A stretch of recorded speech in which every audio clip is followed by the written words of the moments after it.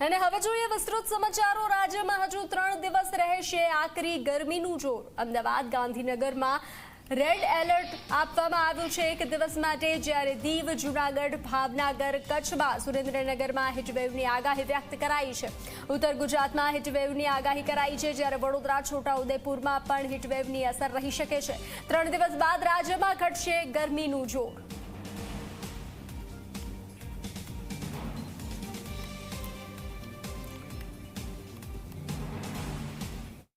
अगर 3 दिनों की अगर हम बात करें, उसमें जो है नॉर्थ गुजरात के सभी हिस्सों में जो है हमने हीट वेव अलर्ट जारी किया है। और साउथ गुजरात के जो है सिर्फ 2 डिस्ट्रिक्ट्स हैं जिसमें बड़ोदरा तथा छोटा उदयपुर है, जिसमें हीट वेव अलर्ट दिया गया है।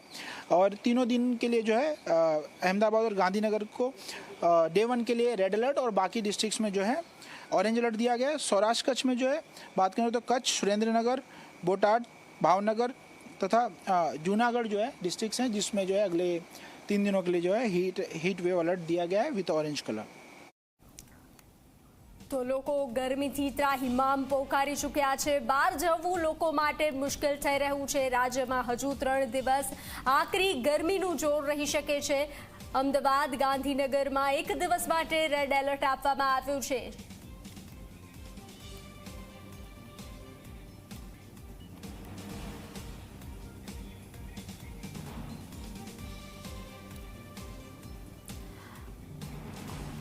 તો ઝી 24 કલાકના વેધર રૂમથી સહયોગી વત્સલ જોડાઈ ચૂક્યા છે। જે વત્સલ, આકરી ગરમી પડી રહી છે, દર્શક મિત્રોને શું માહિતી આપશો?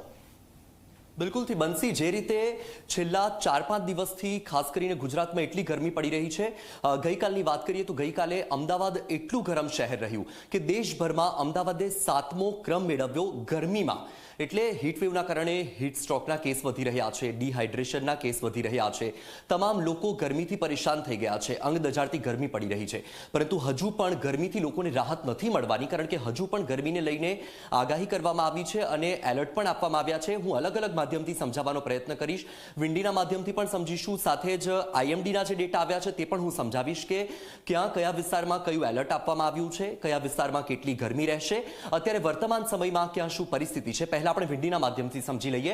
અહીં મેં વિન્ડી ઓપન રાખી છે, તમે જો, હું પહેલા તમને ક્લિક કરીને તમને બતાવીશ કે ક્યાં અત્યારે શું પરિસ્થિતિ છે।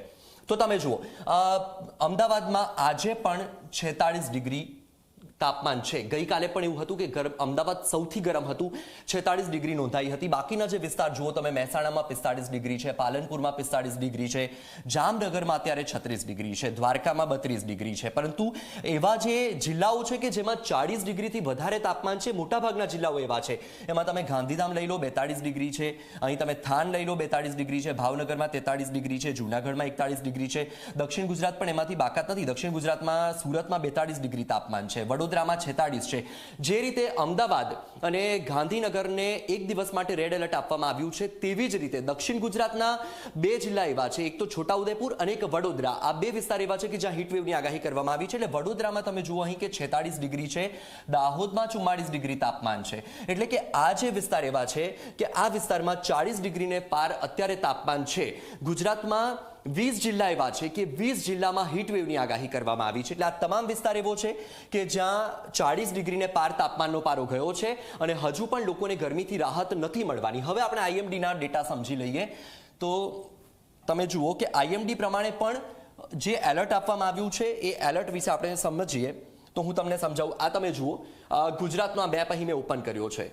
હવે તમે જુઓ, આ ડીસામાં અત્યારે 43.4 ડિગ્રી તાપમાન ડીસાનું કરંટ બતાવી રહ્યું છે। હવે આપણે અમદાવાદનું જોઈએ કે અમદાવાદમાં શું પરિસ્થિતિ છે। તમે જુઓ, અમદાવાદમાં અત્યારે 43 ડિગ્રી તાપમાન છે, પણ ફીલ લાઈક 41.8, એટલે કે તમને 43 ડિગ્રી તાપમાન છે પણ 41 ડિગ્રી જેટલો અત્યારે અનુભવ થઈ રહ્યો છે, કારણ કે સાથે થોડો પવન પણ છે। હવે આપણે જોઈએ ભુજની પરિસ્થિતિ શું છે, તો તમે જુઓ કે ભુજમાં અત્યારે 40 ડિગ્રી તાપમાન છે, 40.6 ડિગ્રી, પણ ફીલ લાઈક 43.3 ડિગ્રી, એટલે કે તમને 43 ડિગ્રી જેટલો અનુભવ થઈ રહ્યો છે। કારણ કે એક તરફ અત્યારે જે રીતે ગરમી સખત પડી રહી છે, એના કારણે તાપમાનમાં સતત વધારો થઈ રહ્યો છે। તમે વડોદરા જુઓ તો વડોદરામાં પણ અત્યારે 40.4 ડિગ્રી તાપમાન છે। આઈએમડીના ડેટા છે ને, આઈએમડીના ડેટાને એકદમ પ્યોર ડેટા માનવામાં આવે છે, કારણ કે જે રીતે અત્યારે આ વેધર માટે આ પોરબંદરની તમે પરિસ્થિતિ જુઓ. પોરબંદરમાં પણ તમને અત્યારે 35.6 ડિગ્રી તાપમાન છે, પરંતુ 44 ડિગ્રી જેટલી તમને અનુભૂતિ થઈ રહી છે.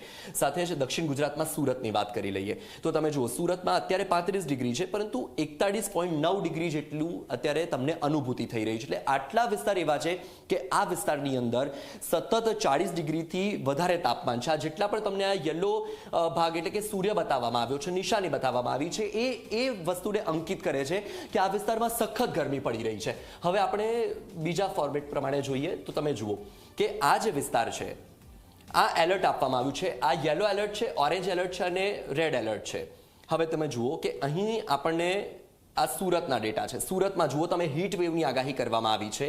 આજની તારીખની આ પરિસ્થિતિ છે. હવે તમે જુઓ, આગળ આપણે વાત કરીએ રેડ એલર્ટની. તો રેડ એલર્ટ અમદાવાદ અને ગાંધીનગર, આ બે વિસ્તારમાં તમને આજે રેડ એલર્ટ આપવામાં આવ્યું છે અને આ બે વિસ્તારની અંદર સખત ગરમી પડી રહી છે. અમદાવાદમાં તમે જુઓ હીટ વેવ છે. આ ગાંધીનગર વિસ્તાર છે, ગાંધીનગરમાં પણ હીટ વેવ છે. એટલે મધ્ય ગુજરાતના જે આ બે જિલ્લાઓ છે, અમદાવાદ અને ગાંધીનગરમાં રેડ એલર્ટ આપવામાં આવ્યું છે. સાથે જ 20 જિલ્લા એવા છે કે 20 જિલ્લામાં હીટવેવ આપવામાં આવ્યું છે. એમાં દક્ષિણ ગુજરાતનો વડોદરા અને છોટાઉદેપુર. એટલે કે હજુ આજે અને આવતીકાલે પણ લોકોને ગરમીથી રાહત નહીં મળે. બંસી. જી વત્સલ, માહિતી આપવા બદલ આભાર. તો આ સાથે સુરેન્દ્રનગર